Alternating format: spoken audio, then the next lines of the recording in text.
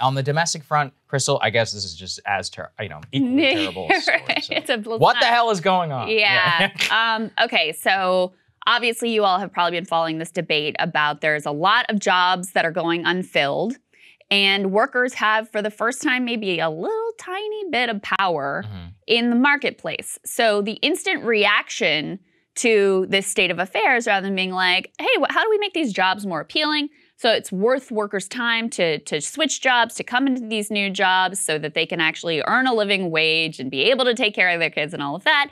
Most of the reaction, and this was led by Republicans, but it's had bipartisan support as well, was we got to cut these unemployment benefits. People are getting fat and lazy. We got to force them back into the workplace so that employers can continue to have the, powerless labor market that they've become accustomed to. So we're starting to get some results. Some of the states went ahead and cut those unemployment benefits. And so we're now starting to get some results to see whether this had the intended impact of forcing workers back into the market so that these jobs could ultimately become filled. Stephen Greenhouse over at the New York Times had an analysis of the data so far, and it's early and it's a little bit anecdotal, but so far it looks like the people who thought that cutting the unemployment benefits would fix everything and make things great for employers again, they were wrong.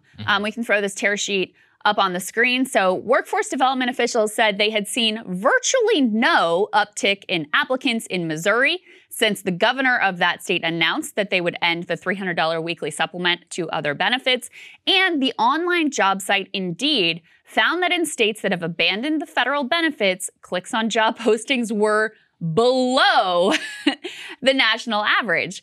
And it shouldn't be a surprise, Saagar, because we've actually already had a natural experiment with this. Remember at the beginning of the pandemic, the unemployment plus up was $600, not $300. That's right. And they cut that back to $300. So if the theory of the case was correct, that all you need to do is cut these benefits and workers will flock back to the marketplace, we would have seen that. At least some impact when you cut it from 600 to 300. And that's not what we saw at all. In fact, most workers returned to work before the benefits were even cut. Most people want to work and provide and have work that's meaningful and actually allows them to care for their family if they have a family, allows them to live in an apartment. And so the focus on just let's make this as punitive as possible to get workers back into the workplace, it's not even effective, let alone moral. Well, so that's what really comes down to this article. One other piece that I wanted to quote, because I thought this was really well put. He writes here, this divide raises a fundamental question of what a healthy labor market actually looks like. Does it mean workers are on such a knife edge that they feel compelled to take the first job that comes along? Or is it one in which employers are the ones who have to scramble and feel pressure to raise wages and improve working conditions?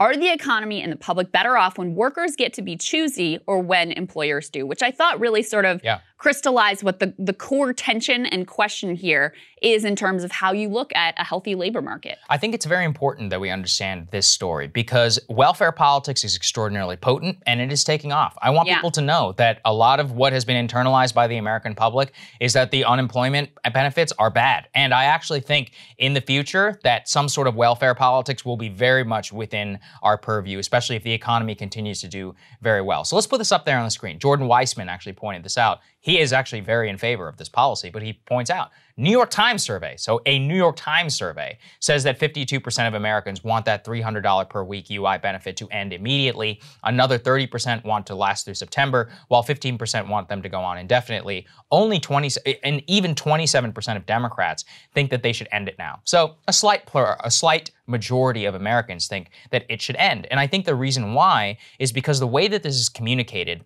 it does seem intuitive for a lot of people. But the problem is this: stop thinking of people as widgets. People are not widgets who are saying, well, I'm earning $150 more per week by sitting on my couch and doing nothing than I was in what I was doing previously.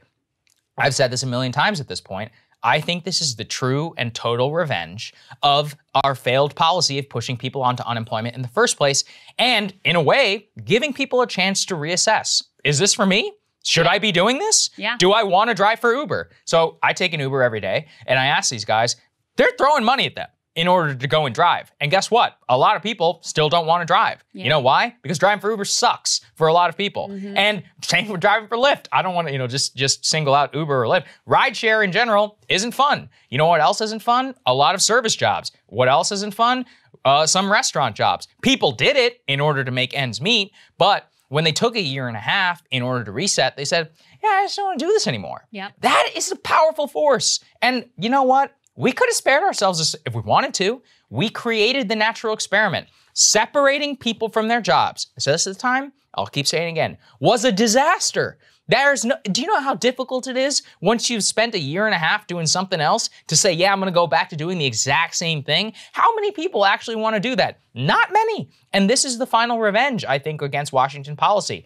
In a way, I don't blame people for thinking, but what I would encourage them is to say, think a little bit more like human beings. If you did something else for 16 months, would you not reassess and think, maybe I wanna do something different? Maybe want to move somewhere? I was looking at the data. People are moving in rates that you wouldn't believe. Yeah. Not just in terms of buying houses, they're moving states. They're thinking about going south, going west, even some going north.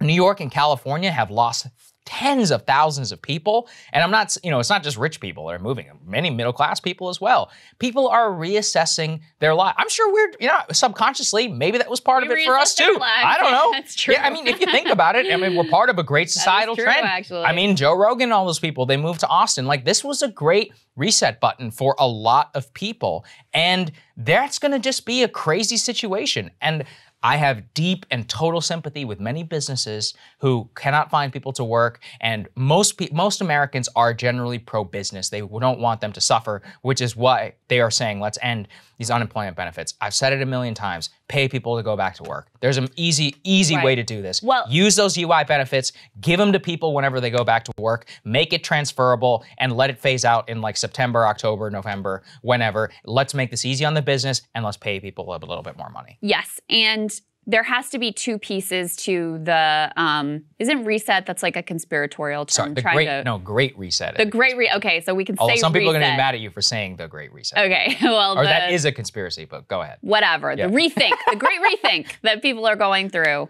There has to be two pieces. There has to be, on the one hand, the desire and ability of workers to switch it up. Yeah. That was forced upon them, right?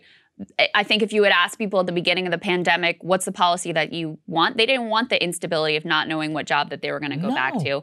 They wanted to stay attached to their job. Now, I actually think that what the ideal policy would have been, rather than forcing people to stay attached to their job, rather than doing the custom bailouts, for example, of the airline industry that we've covered, how much that, how exploited that ultimately was. If you had given people direct aid but made it, a certainty, so what's coming in, you're going to be fine for the duration of the pandemic, and that would have still allowed people to, hey, I'm going to go back to school. Hey, I'm going to rethink whether I want to be in the restaurant industry working for tips. Hey, I want to rethink whether I want to be in the front lines in Walmart doing this job for low pay with terrible schedule and no flexibility and all of that stuff. To me, that would have ultimately been the ideal situation. But so you have to have two pieces. You have to have, on the one hand, this sort of rethink that we're seeing, which is happening at every level of the workforce. It's happening among, affluent white-collar professionals. It's happening among blue-collar workers. It's happening among service workers. We're seeing these shifts occur. But you also have to have a corresponding shift among the public of thinking, you know what? Low prices and cheap goods are not the only thing that I care about. People have, because the reality is, in countries where you have people actually earning a living wage, things do cost a little bit more. Yeah. We know from getting these mugs union made and American made, and the t-shirts too, that if you want to actually have workers who didn't have to shit in a bag and piss in a bottle and not ever see their kids make your stuff, it costs some money. It costs a lot. It costs of money. a little more. I want people to know that. It costs a little more money. And now there's a lot of fear mongering about this Chipotle story in New York and whatever about the burrito costs are going through the roof or whatever. When they've done the analysis of, hey, if McDonald's paid their workers a living wage, how much would the cost of the Big Mac go up? And the numbers are pretty small. It's you'd have to pay an extra 40 cents or something for a Big Mac. But the only value that we've had in the society is the really short-term one of, I want the Big Mac and the mug and the Walmart goods as cheap as I can possibly get them. So there has to be a shift as well in accepting that, look, a lot of these costs can be absorbed, especially by behemoths like Walmart and Amazon, et cetera. But yeah, some portion of it, a relatively small portion, is going to get passed on to consumers, and things are going to cost a little bit more. So you have to have that rethink as well, or you have to have the government get more directly involved in subsidizing wages. Because I was looking at the numbers also in this Stephen Greenhouse article. He focused in, he did like a profile of a jobs fair in outside of St. Louis or in St. Louis, where there were jobs that were being offered. They were like $11 an hour, $14 an hour, $12 an hour, et cetera. And the employers were thinking like, these are pretty good jobs. Like, these are decent wages. But for the workers, they're looking at the fact that if you've got a kid in St. Louis, it would require $30 an hour in order to be able to live and support a child. If you've got two adults working with two children, they'd each have to earn roughly $21 an hour. So even when we're talking about, and St. Louis is not like a crazy expensive like a mid-level metropolis. We're not talking about New York or DC or LA or San Francisco. This is like, you know, pretty standard cost of living for a normal city across the country. And $15 an hour is not a living wage, especially if you have kids. And especially, God forbid, you're a single parent trying to raise a kid. So that's the reality that's facing workers. And for so long, we've just accepted them to like suck it up and suffer and figure it out by some magical means. For the first time, workers are actually in a position to have a tiny bit of power in the workplace, and there are a lot of people that cannot handle that and see that as a disaster rather than seeing it as a good thing after 40 years of workers getting routinely screwed year after year after year. They see it as a disaster because people are presenting it in zero-sum terms, and we just shouldn't present it in zero-sum terms. It doesn't have to be that way. The government's presenting it that way. They're actually the ones who made it semi-zero-sum by screwing a lot of the workers and sending them home in the first place and then not compensating them for it. The study just came out that half the people who applied for unemployment benefits did not get their unemployment benefits. Oh, maybe that's the reason why we need a stimulus check. Looking at you, all the people who said that that shouldn't be part of the policy. So going back and just looking at it is, it doesn't have to be zero-sum. It really doesn't. Like, you can have worker power and you can help businesses too by paying them money, and we can especially make it small business cutoff and not have it so that Amazon and Jeff Bezos and all those people are benefits. This is called policy. The problem is nobody wants to do it. It's easier to just